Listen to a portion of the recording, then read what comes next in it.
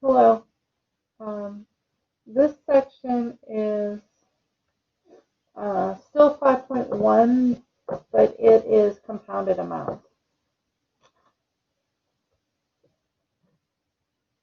So when you're having a compounded amount, for instance, if it's compounding monthly, daily, most things compound monthly or yearly. Yearly is simple interest. But when it's a compounded amount, whether it's monthly, daily, quarterly, you can use your calculator. It's a nice calculator to use. To first get into it, you want to click on the apps button, which is right here.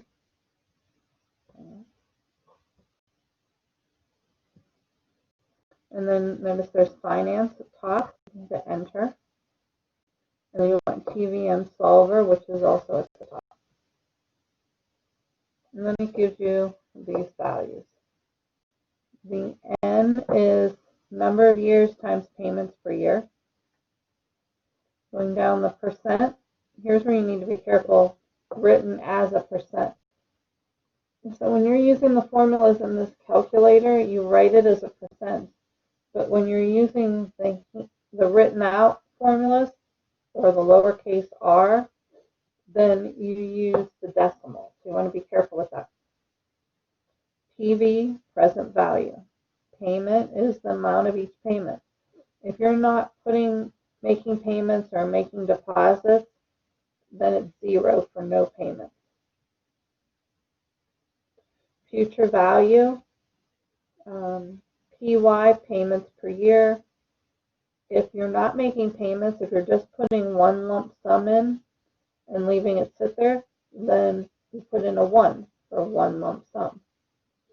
So if you're not making payments, it's a 1, which these first problems are. In later sections, you'll make payments. CY is the number of compoundings per year. And the other one, payments, end or beginning, you highlight one or the other. Almost everything is end. The only time it will be beginning is if it says in the payments in the beginning or annuities due, because they're due right now. So these two would be at the beginning, and those again won't come until later sections, not in the first section. So for right now, we'll be using end all the time. Okay, let's look at a problem. Number 24.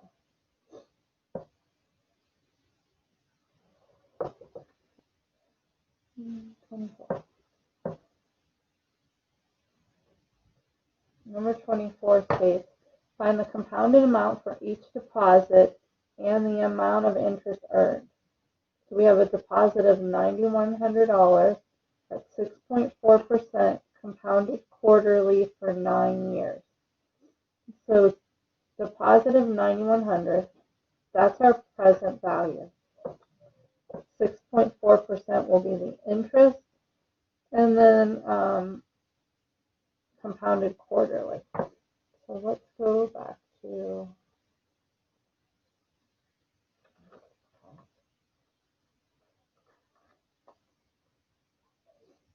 number 24. So we said our present value was $9,100.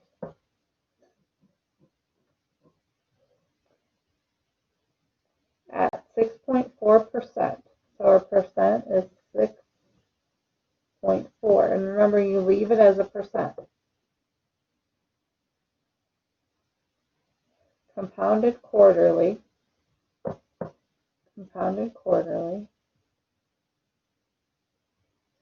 Quarterly is 4 times a year.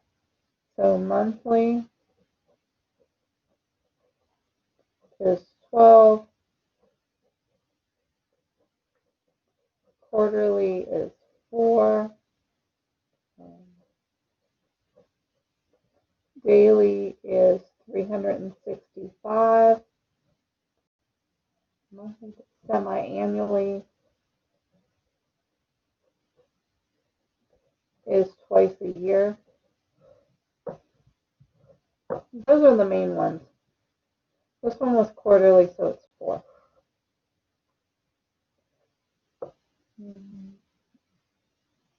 $9,100 at 6.4% quarterly for 9 years. N is the number of years times payments per year. We're only putting in one lump sum, so just one lump sum. We're not making payments. If we're not making payments, payment is 0. And we want to find out how much money is at the end. So you put a 0 there, and that's also where you want your cursor to be. Always put a square where my cursor will be. And this one was the number of years times payments per year,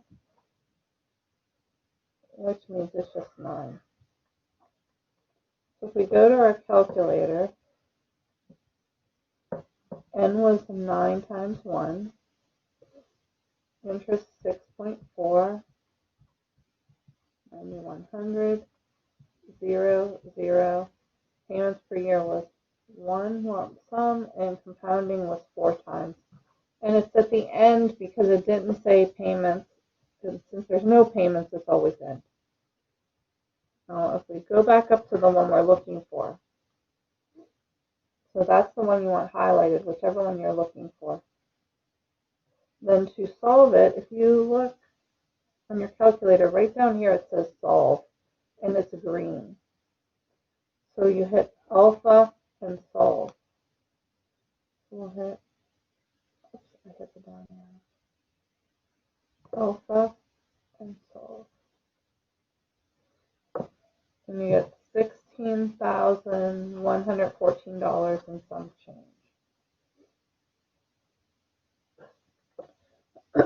Notice it's negative. Let me move this cursor. The reason it's negative, one of these are always negative, whether it's present value payment or future value, because one is money going in and one is money going out.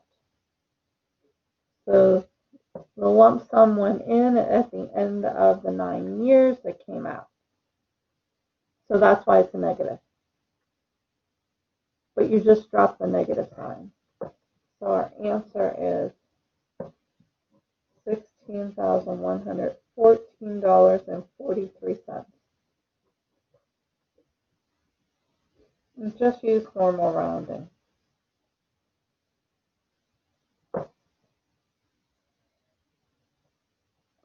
They also, so this would be the total amount at the end.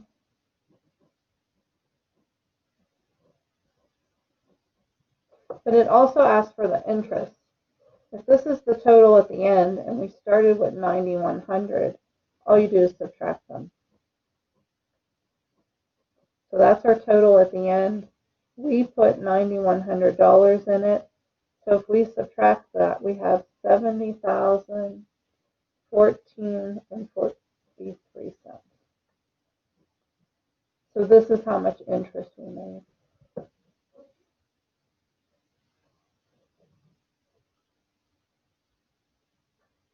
Okay, let's try number 36.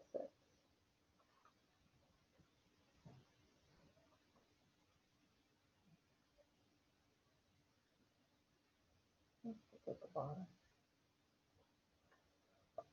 Find the present value.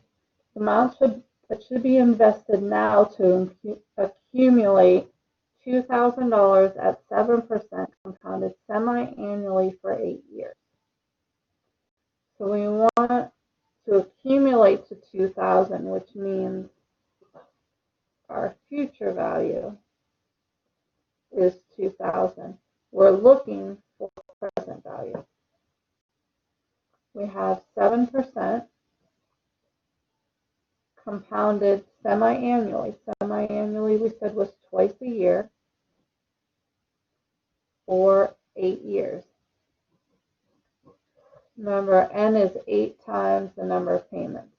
We're not making any payments, so payment per year is 1 lump sum. So it's 8 times 1.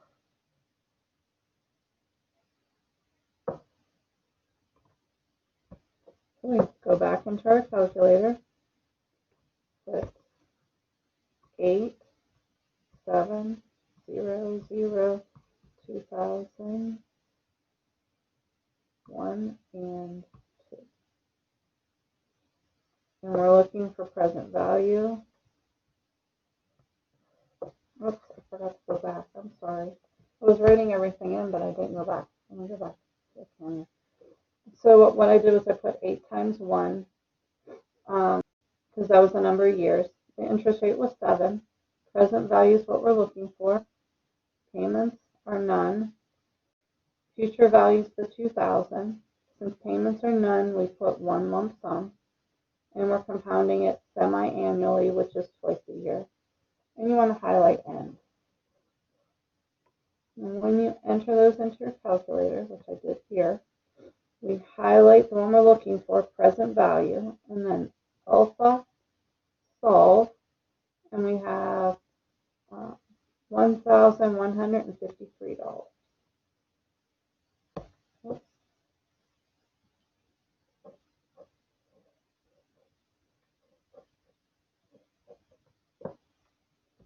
So $1,153.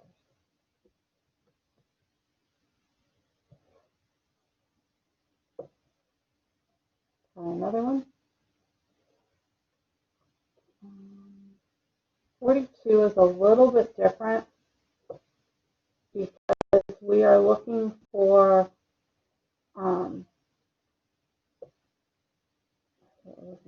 years. This says use either logarithms, which we haven't taught you, but you should know logarithms coming into the course, but we'll use them later. Using logs or a graphing calculator, find the time required for each initial amount to be at least equal to the final amount. So that, when you see at least, at most, you got to think about your rounding. So at least the final amount.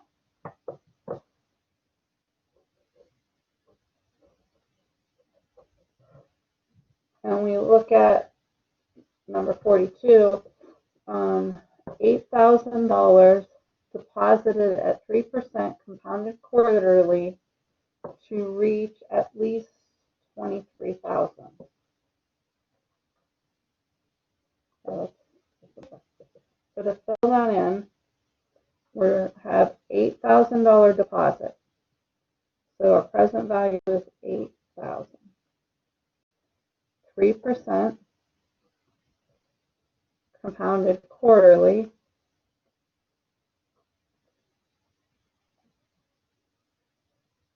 to reach at least $23,000.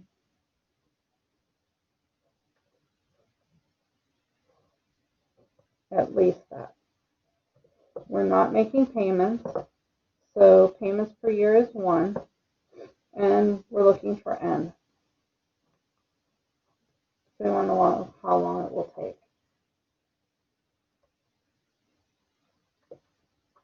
And it's at the end. Everything's at the end right now because we don't have payments. We don't even have to worry about it. But if you enter all of this into your calculator, you should get an error. So if we enter this 0, 3, 8,000, 0 payments, 23,000, 1 and 4. And we're looking for the first one, the N. The problem is we're going to come up with this. The reason we're getting this, remember when I told you one of these had to be negative because money's coming in and money's going out? Well, that means you have to make one of these negative. Anytime you have both of them, you have to make one of them. And it doesn't matter which one, at least one of them. And when you're putting in the negative, make sure you're using the negative sign and not the minus sign. You have to use the negative sign. So I'm going to make that a negative 8,000. And then go back up and solve it. And now I get 35.3.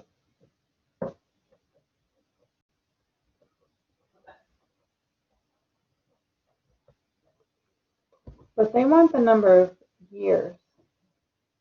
If we go with 35 years, we're going to come short of this 23,000, and it says at least that, so you have to round up.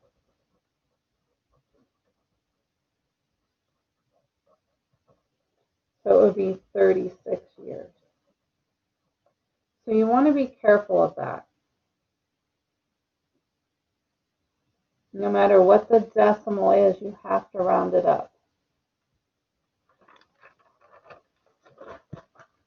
I'm going to do one more, number 46, because it's also a little different. This one we're talking about doubling our money. Find the doubling time for each of the following levels of inflation using the graphic calculator and then the rule of 70 or 72. So let's use the calculator first, and then I'll explain the rule of 70 and 72.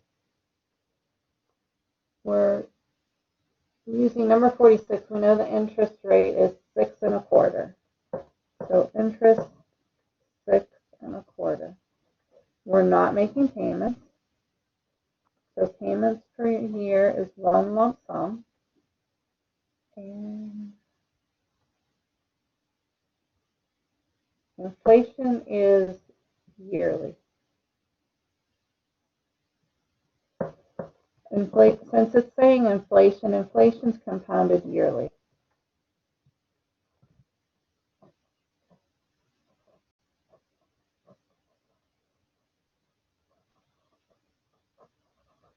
So that's also 1. So since we're not making payments, this is 0, which means we're making one lump sum. Now, still got a lot of stuff we don't know, and we want to find how long, so this is the one we're looking for. We're looking for the number of years. They don't really have to give us this because we know whatever we put here, future value has to double because they want to know how long it takes to double. So we could put 5 here, and it doubles to 10. You could put 100 and it doubles to 200. So as long as whatever you put here, your future value is double that, you're fine. The other thing you have to remember is one of these has to be negative. Either one doesn't matter. And we're not making payments, so this is at the end. So when you're talking about doubling, they don't really have to give you numbers to start with and end with. You could put those in yourself. And if you use a different number than me, you'll see you're still going to get the same answer. So if we plug these in, 0, 6 1/4. Make sure you use the negative sign for the 5. Payment 0.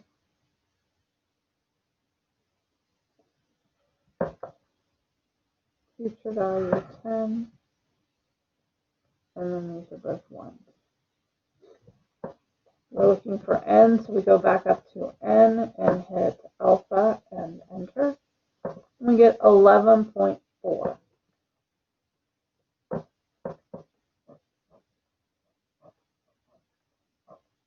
That's years, not.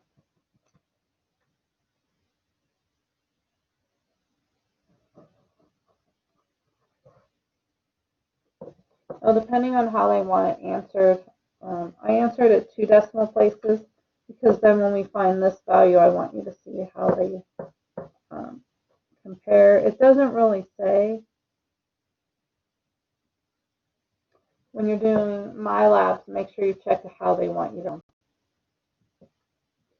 Okay. So using the calculator, we come up with this. 11.43 years. Again, I didn't show it. There we go. Sorry about that. So we have 0, 6 1/4, and I used -5 and then doubled it to 10. You could have used a different value, -1 and 2, as long as it doubles. Payments are 0, payment per year is 1, compounding per year is 1 because it's inflation, and it's at the end. So when I solved it, I got this.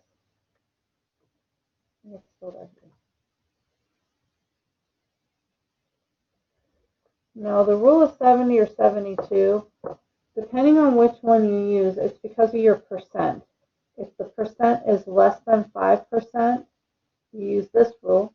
If it's greater than or equal to 5%, you use this one. RR was 6 1/4.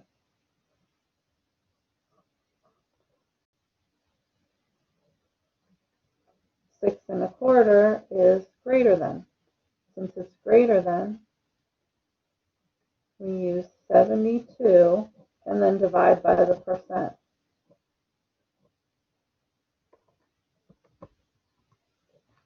We take 72 divided by 6 1/4, and you get 11.52. It's not bad for an estimate. So it's just quick estimate to tell you how long your money would double. So if you went into a bank and they said they had a 6 1/4 interest rate, they could just do this to tell you approximately how long it would take for your money to double. That's everything for this.